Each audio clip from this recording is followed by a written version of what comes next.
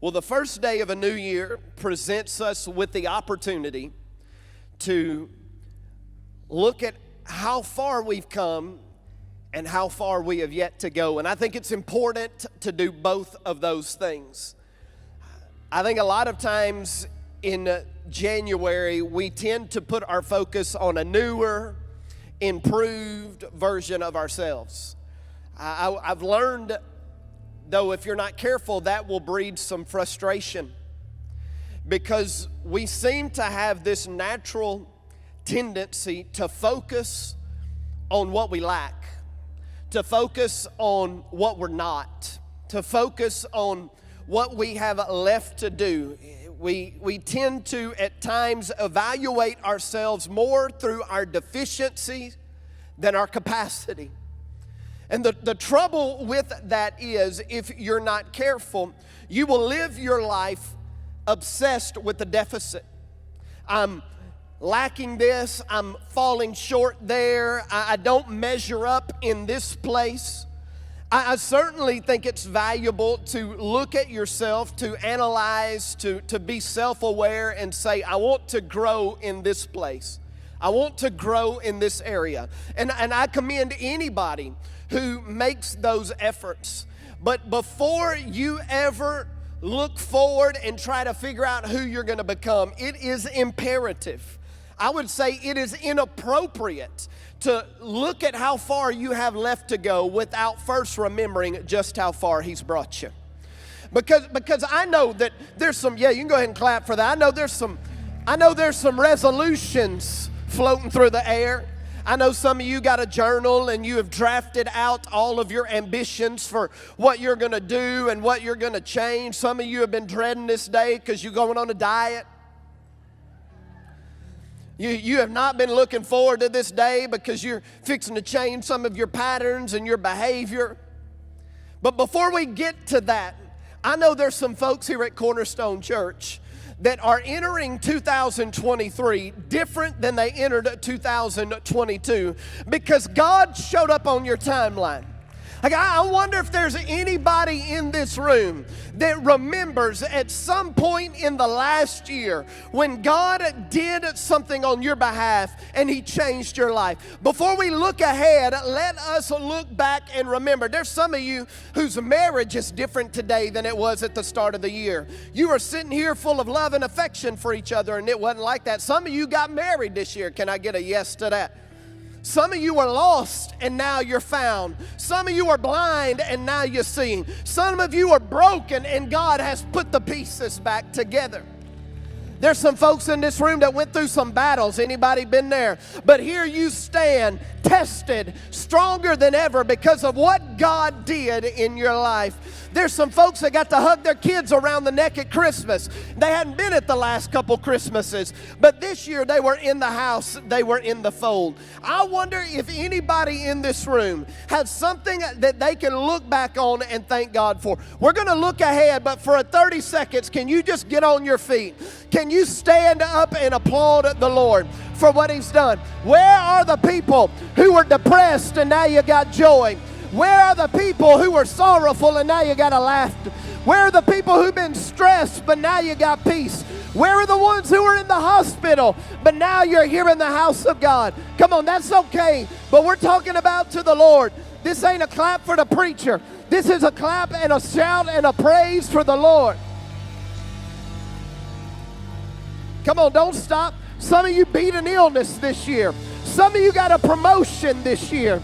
Some of you came up out of the despair of life this year. Some of you can't even define it. You just look back and know God was faithful. God proved Himself true. God was honorable to His word. Come on, 10, 15 more seconds. Put your eyes on Jesus.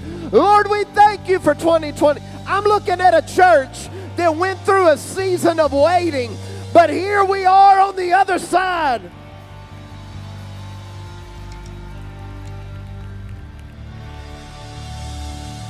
I'm looking at a people who've been through some stuff, but better days are ahead. I'm just going to tell you, you're looking at a skinny preacher with short pants on and a beautiful woman of God on the front row that have got a shout in our hearts because we got a word from the Lord at the beginning of 2022, and I'm standing in that word right here on the first day of 2023. He'll do what he says he's going to do. He'll be faithful to his promise. Lord, we bless you. We love you, Lord, because you are worthy of our praise. You are worthy of our honor.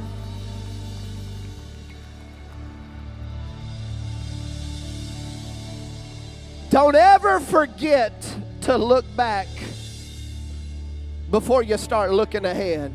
As a matter of fact, I'll just go ahead and let you know what he's done back then is proof of what he's going to do down the road.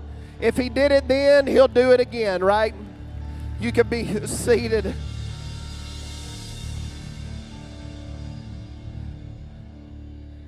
I never want to be detached from what he did. I never want to be so focused on what I need or how much I've got to grow or what I hope will transpire that I lose a heart of gratitude and lips filled with praise. I never want to lose that.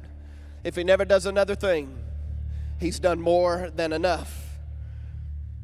You know, we embark on a new year, and it's natural and it's perfectly appropriate to say, I want to make some alterations. I want to make some adjustments to my way of life. If you've listened to our Ascend the Hill podcast, you've probably heard me talk about it a little. I'm not much of a goal setter. I've just found that I set goals and then the goals haunt me all year long. They taunt me. They create a source of stress for me. If you're a goal setter, do you. But for me, instead of setting goals, I try to set my thoughts. I figure if my thought life is right, my life will be right. If I can think right about a thing, then I will become the thing that I'm thinking, right? And so I just try to set thought patterns for myself. And so I'm about to do this practice this week. Every year at the beginning of the year, I'll take 7, 8, 9 statements, 1 to 2 sentences long that I'll write out that I want to form my thinking for the year. A couple of years ago, I wrote, I want to be a spiritual man, saturated. That means the world to me. That's just a one sentence that has a whole lot of context to it. I've written things through the years that are focused on how I interact with my family, that are focused on how I do ministry. But the point is, I want my thinking to be right. Because if my thinking is right, my life will begin to gravitate toward my thinking. My experience will begin to go toward my thought life.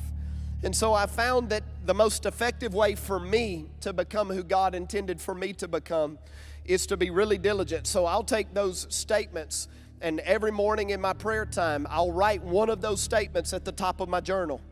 And I will recite it, and I'll pray into it, because I want it to be locked into my mind. And so over the course of a year, dozens of times I have said and prayed each of those statements until I am becoming those statements. And so today I want to give us 3 thought patterns that I believe are imperative for us to take into the new year. 3 thought patterns that I believe are imperative for us as sons and daughters of the Lord. And so if you'll join me today, I'm going to keep us in Christmas a little longer. I love Christmas. I let go of it very reluctantly. The worst day of the year is when we take down the Christmas tree. You got to pry it out of my cold fingers, right? But we actually are still in Christmas. You guys are good, thank you. We're still in Christmas. According to the church calendar, Christmas lasts till January 6th, and that's called Epiphany. Epiphany is the commemorative celebration, the last day of celebrating the Christmas season that is focused on the Gentile Magi traveling long miles to be in front of King Jesus. Epiphany is the celebration of all of us as Gentiles, non-Jewish people, receiving the Christ. And so we're still in the Christmas season, and I want to spend a little time focused on these foreign travelers this morning. And my hope is that I'll lay out some thoughts that are fresh to you, that are new to you, but way more than that, that are spiritually invigorating. So if you'll hang with me for a little bit, we're going to go on a bit of a journey. We'll talk some history. We'll lock in on some thought patterns. And then I'm going to ask you right now on the front end to be ready to respond to this message. And it's going to be one of those old school, come one, come all altar calls. And I think it'll make sense by the time we get to it. So let's jump in to Matthew chapter 2, verses 1 and 2. Jesus was born in Bethlehem in Judea during the reign of King Herod. About that time, some wise men, as it's translated in the New Living Translation, but the word there is Magi, from eastern lands arrived in Jerusalem asking, "Where is the newborn King of the Jews? We saw his star as it rose, and we've come to worship him." Let me pray real quick for the sake of my own soul. Lord, you are here. I sense you, and I sense your attention on this room. Now I ask that you would help me to be precise.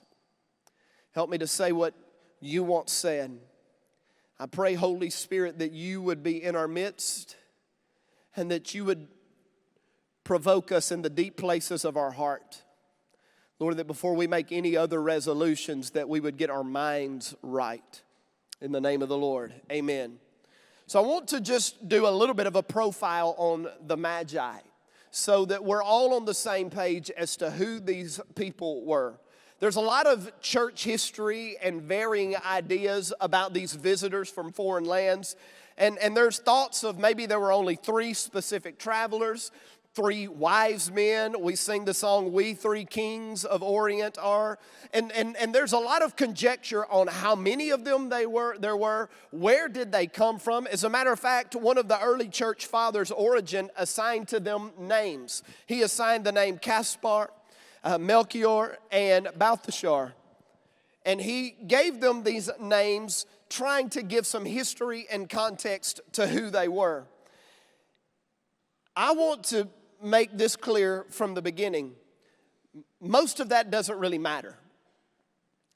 How many there were, whether they are nameless and faceless or they have very specific identities.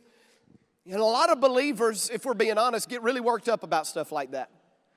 And then social media provides this arena to espouse all of our beliefs. Hey, if you want to make a resolution in 2023, I'm about to give you one right here. You ready? There is no sense in arguing over stuff like this. We got to resist the urge of going on social media and correcting folks. All right? We just need to, at Cornerstone Church, we just need to resist the flesh when it comes to correcting people. We don't need people getting on Facebook and chastising people's nativity scenes because the 3 wise men didn't show up until actually 2 years later, so they weren't there at the nativity. Can I tell you something? I do believe that the Magi, maybe 3, maybe 20, maybe 2, I don't know. I do believe that they showed up a couple of years later and that they weren't actually present at the manger. But you know what? I have nativity scenes in my house where the 3 wise men, the 3 kings, are bowed before Jesus. It's way more important that we note that these people were bowed before Jesus and they presented him gifts than it is getting twisted and worked up about all those little details. Now you may be wondering why I'm going on this rant. It does serve a purpose. I think all of us should frequently ask ourselves why we do things. And this may be unnecessary, and I hope I don't offend anybody unnecessarily, but if we feel the need to always correct people, that's called being a contrarian. As in, I just want to be different than everybody else. And we should even ask the question, am I trying to position myself as intellectually superior to other people? You know, some people will say, I'm really concerned about biblical accuracy. Or maybe you just want to diminish other people in order to elevate yourself. Man, you didn't come for that. I'm messing with your Facebooking.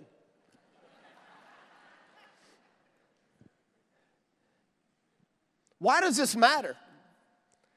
Well, it matters because what we have in these Magi are intellectual giants, and you'll find that out later, who humbled themselves in the presence of a carpenter, an illiterate teenager, and a 2-year-old or an infant.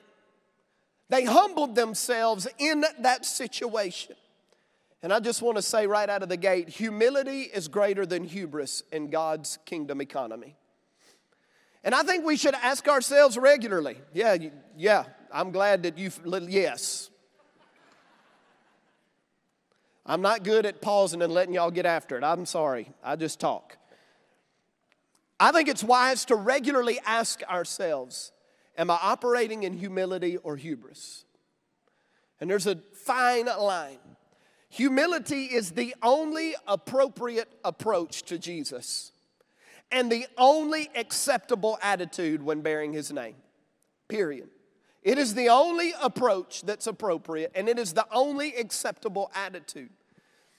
The reason I highlight humility is because these weren't just 3 random, meager, bedraggled, no-count people that happened to show up on the doorstep of Jesus.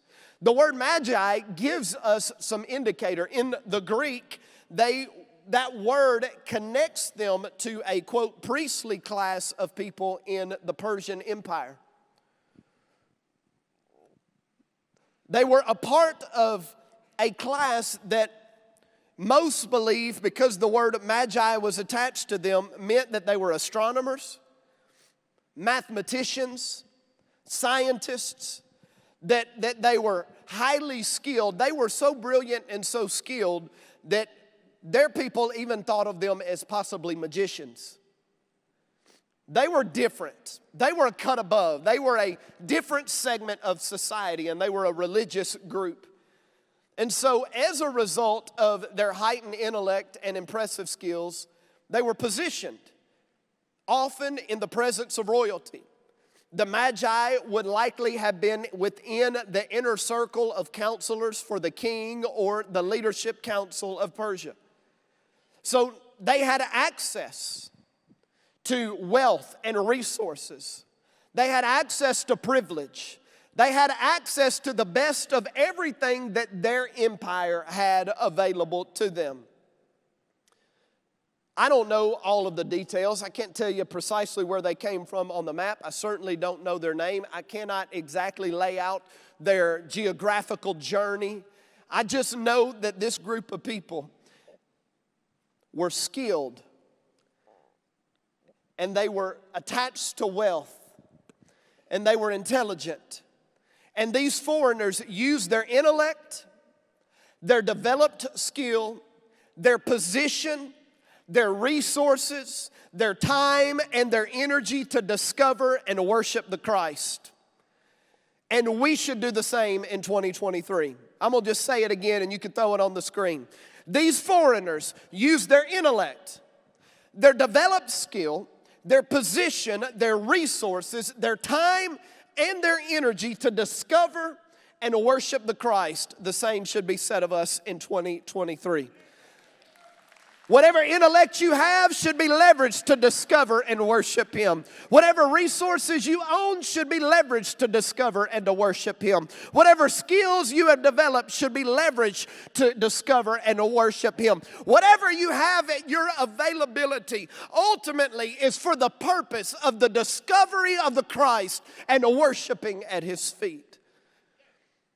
That's what these people did. They led the way. For us as a Gentile people, and if you don't know what Gentile is, in scriptural times, it was anybody that wasn't in the Jewish family or Jewish faith. These men led the way for us. And so before we conclude the message, I want to look a little bit at the gifts that they gave. I want to hone in for a few moments on what they had to offer. We'll go to verses 9 through 11 in chapter 2 of Matthew. After this interview with Herod, the wise men went their way. Let me just hit pause there. If you read the in-between, Herod was the king at that time. Herod became king because of his military prowess on behalf of the Roman Empire. His rulership, his authority was attached to his capabilities in the arena of violence. And God once again, subversive, God once again shaming the ways of this world, sends a son of peace in the form of infancy. And Herod was intimidated, fascinatingly enough. Violence is always intimidated and shamed by innocence, purity, and peace. He was intimidated and he was worried about his position, his status. And so he tried to manipulate these magi, but we already have found that they're far too intelligent for such things. And so after their interview with Herod, the wise men went their way. And the star they had seen in the east guided them to Bethlehem. It went ahead of them and stopped over the place where the child was. When they saw the star, they were filled with joy. They entered the house and saw the child with his mother. And they bowed down and worshiped him. And they opened their treasure chests and gave him gifts of what? Gold, frankincense, and myrrh. Peculiar gifts in that time to bring to an infant. Each of the three gifts had prophetic implications about the life and ministry of Jesus. Each of the gifts were an announcement at a young age of who he was and what he had come to do. But I also believe that each of the three gifts implied to us what we should present to the Lord ourselves. Each of the three gifts create for us thought patterns that we should take hold of and fight for in our minds so that we can bow well before King Jesus. How many of you know he's your king? How many of you want to bow well before him? How many of you want to kneel at his feet and make it known that I am submitted to you? And so the first gift was gold that is mentioned. And gold was obviously precious. It was a treasure. And it was a common gift brought to a king in that time. The gold that was given was a statement about the royalty of Jesus. It was a statement that his head would wear the crown. It was a statement that he sat upon a throne. It was an indicator that this was no mere child, but he was lofty in stature. Now, it's not hard to connect the dots in our time, in our day. Gold represents valuable treasure. It represents what we believe to be valuable. Gold is connected to the economy, and it's connected to luxury. So the Magi gift of gold communicates that the standard is to bend our knee to our King by offering him our valuables. I preached the weekend that you elected us as pastors about giving thanks. And I mentioned within that message that when you are dealing with a king, you are dealing with someone who owns everything within his domain. In that era, a king didn't just own the palace. He owned every stitch of land, every blade of grass, every tree that grew, every bit of livestock that grazed, every home that was lit by candle. He owned every bit of it as the king. It was his right to take possession of it fully and completely at any time. To make the statement that Jesus is king is to make the statement that all of my gold belongs to him. And it is foolish to claim ownership of anything. It all belongs. Every penny in your bank account belongs to him. It don't belong to me and you. Every knick-knack in your house belongs to him. Every big screen TV that you watch football on belongs to him. Every truck you drive in, every car you roll around in belongs to him. Every stitch of clothes you are wearing on your back now and lines your walk-in closet belongs to the king. There is not one thing that I actually own. It's all His. He is my King. And the only way to approach Him is to say every bit of it is yours. All of it is at your availability. There is nothing that I hoard up for myself or try to reserve for my own delight. It is all available to you, God.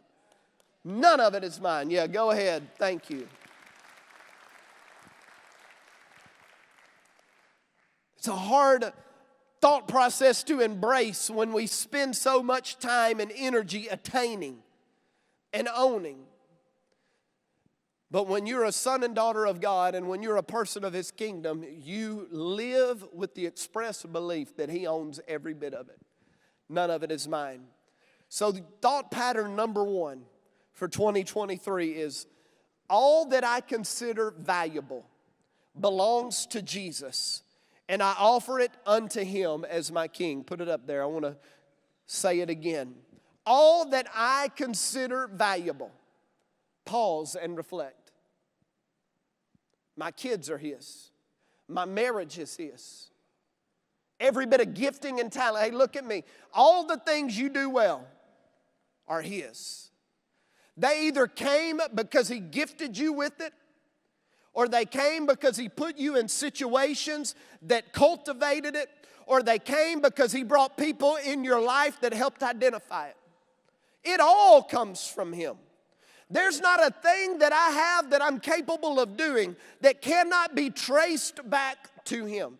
When I wake up in the morning and I think about my capabilities and my capacity, I have to start with this. God, a lot of the stuff that I can do because You embedded it in my DNA. You put it in me before I was formed in my mother's womb. I can't take claim for it. I can't take credit for it. You put it in there. All the things that I possess are because You sent me places and You helped me develop and grow. Everything that I consider valuable belongs to Jesus. It's important to know that, but it is every bit as important to know that I must offer it unto Him as my King. We hold on to everything in this world loosely because the only way you can hold tightly to Him is if you got a loose grip on everything else. The only way you can cling to Him is if you're willing to let go of other stuff. So in 2023, everything that we hold valuable belongs to Him, and we lay it at His feet. If we're going to do this thing that God intends for us to do as a church, if you're going to see God move the way you want Him to move in your life, then everything that's valuable has got to be put at His feet. Now, He's so good and He's so faithful. He's so kind and He's so loving that He will allow us to be the beneficiaries of what He owns. He will allow us to live a blessed, good life because He is good, because He is faithful. He is a sharing God. And even though He owns it, He'll let me and you benefit from it. The next gift was frankincense. Frankincense was the acknowledgement that Jesus was God. During that era, frankincense was a fragrant incense that was burned in temples around the known world to all of the little g gods. Frankincense was a common fragrance, a common burning connected to worship.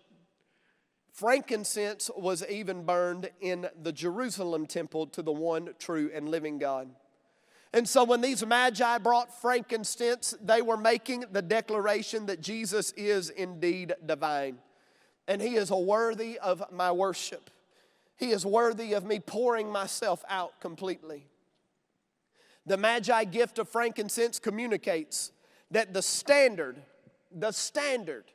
is to bend our knee to our King by offering Him our soul and our spirit.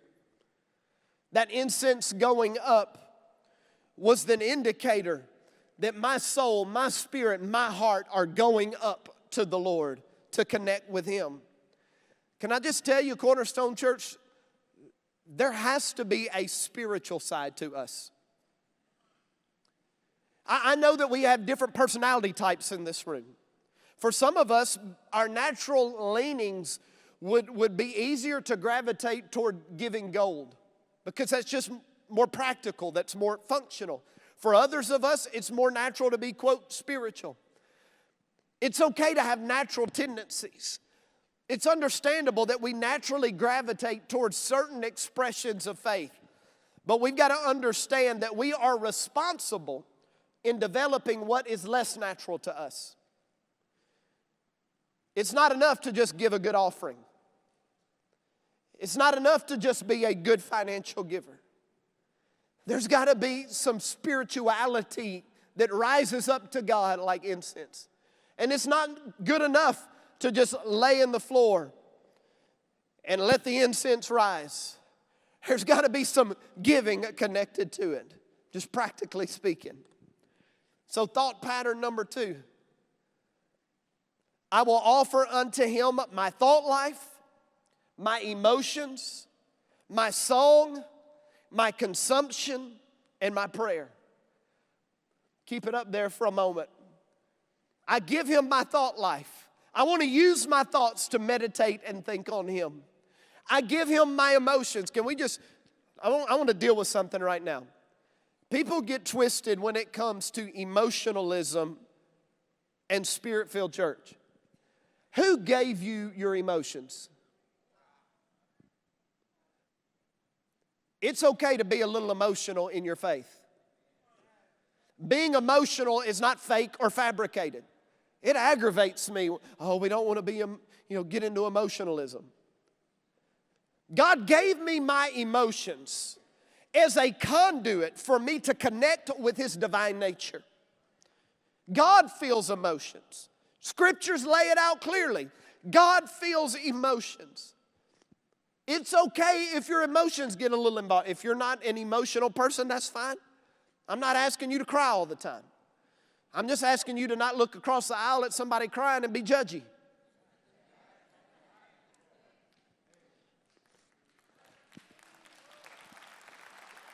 I don't know if y'all noticed, I'm a little emotional. I'm not exactly a stoic. And y'all just gonna have to be okay with me acting a fool sometimes. Because that's the way I emote and relate to the Lord. Yeah, no, there you go.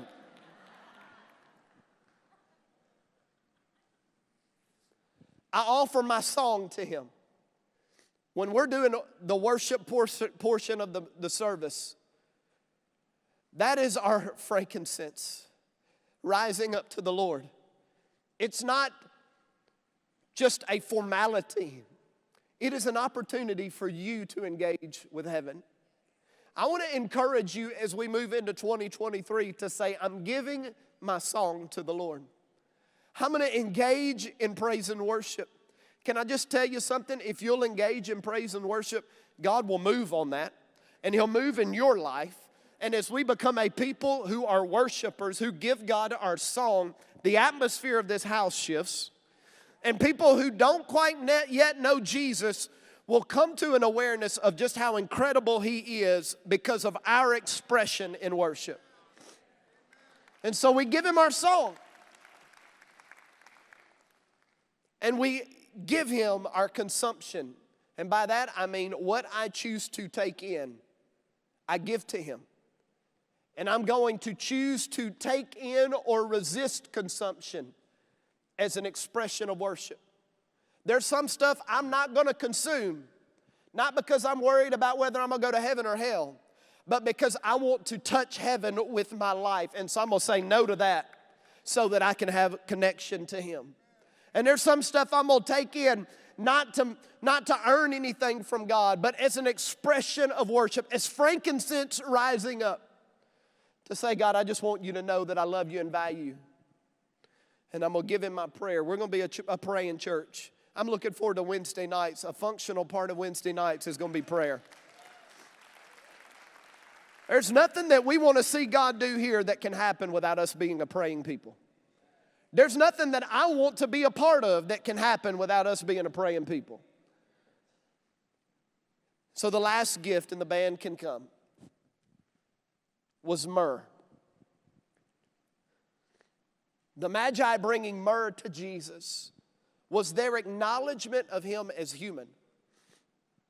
Myrrh was a very expensive resinous spice that was used in burial. Most often, myrrh was used for the burial of royalty. It was given as a gift to state, yes, with the gold he is king. Yes, with the frankincense he is divine. But with the myrrh he is human.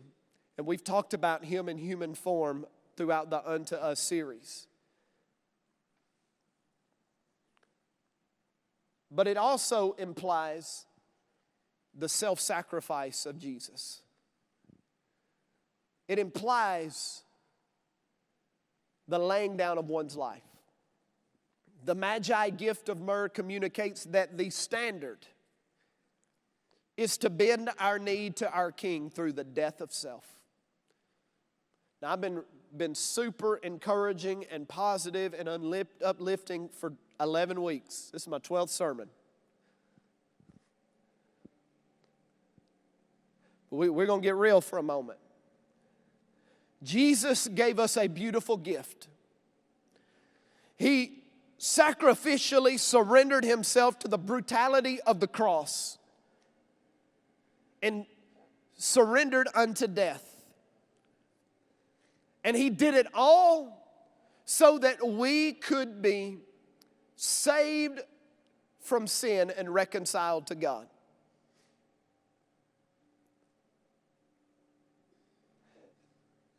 That demands a response.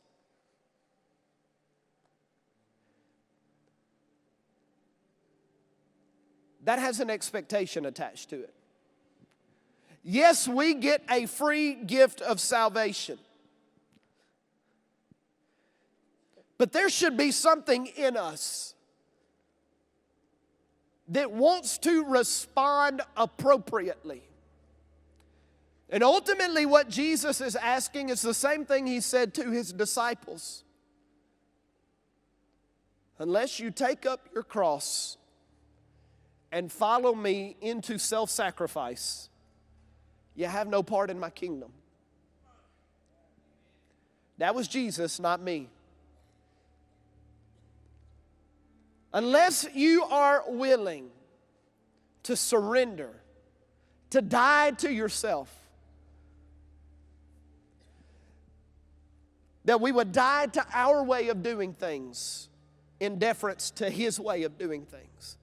That we would die to any want that we have that is incongruent with his best for us. That we would die to our will when it conflicts with his will.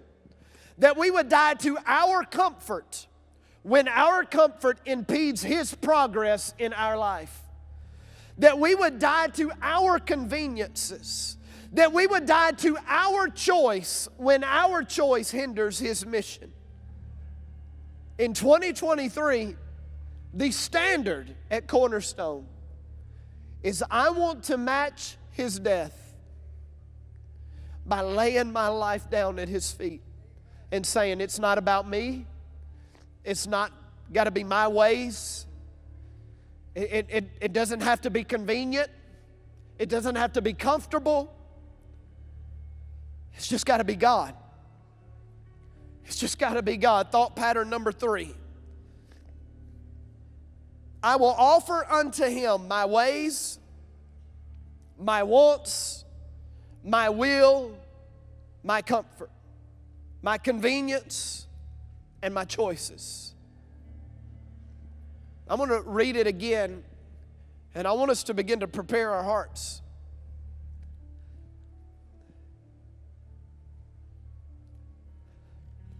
The height of immaturity is selfishness and self-centeredness. How do I know that? Have young children. They don't care about you. Now, they love you and they're dependent upon you, but it's about them. Is any parents, can you testify to that? They don't care if you need to go to the bathroom. That don't mean nothing to them. It's about them. They don't care if you're hungry. Their hunger matters more. They don't care if you're sick. Take care of me. Now that's okay. They're young. They're little. We're not criticizing. That is what we would call immaturity, right? So then the converse is true. Maturity is it ain't about me. It ain't about my ways. It's not about my wants. And I'm not saying that in the context of Cornerstone Church of like, get over yourself and get over your preferences. That's not what I'm saying. I'm saying this in the light of Jesus. I want to offer to you, God, I want to lay down as a sacrifice of worship my ways, my wants, my will. I want to give you my comfort, my convenience, and my choices. This child unto us is begging for a response. Just like you would give a standing ovation at the conclusion of a performance by a virtuoso. Just like you would stand with your feet ankle deep in the ocean or at the base of a mountain and the words beautiful would just naturally come out of your mouth. Just as you would explode with enthusiasm when your team hit the game-winning field goal.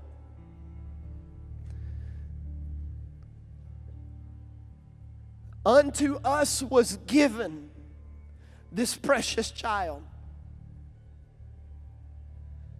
And there should be something in us that says, after that, every ounce of my being is unto you, O God.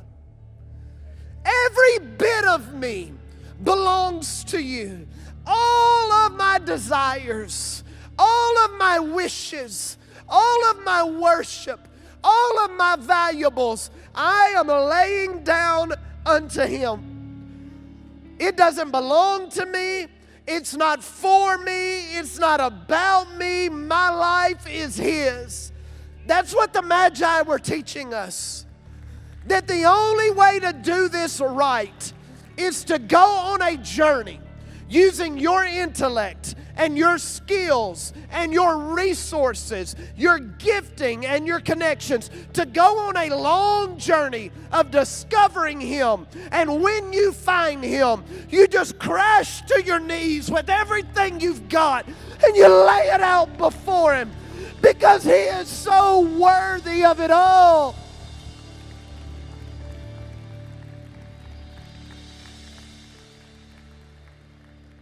I'm not going to let us be shallow. If you're going to roll with me, we're going all the way in. If we're going to do this, we're going to do it the way it is lined out in the Scriptures. We're not going to be culturally relevant. We're not going to take our cues from the methodology of man. We're not going to go to conferences and figure out the 3 steps to get a bigger church. We're going to open that book and we're going to see the worshipers and we're going to say, line me up with them. Let me get in line with them. Let me line up, not with the ideas of this world. Let me line up with the Magi. Lay it all down. Come on, would you just lift your hands and bless the Lord? Would you just lay your hearts before Him bare? Come on, Cornerstone, would you just open your heart to Him? All He wants is it all. All He wants is it all. Has He not done enough?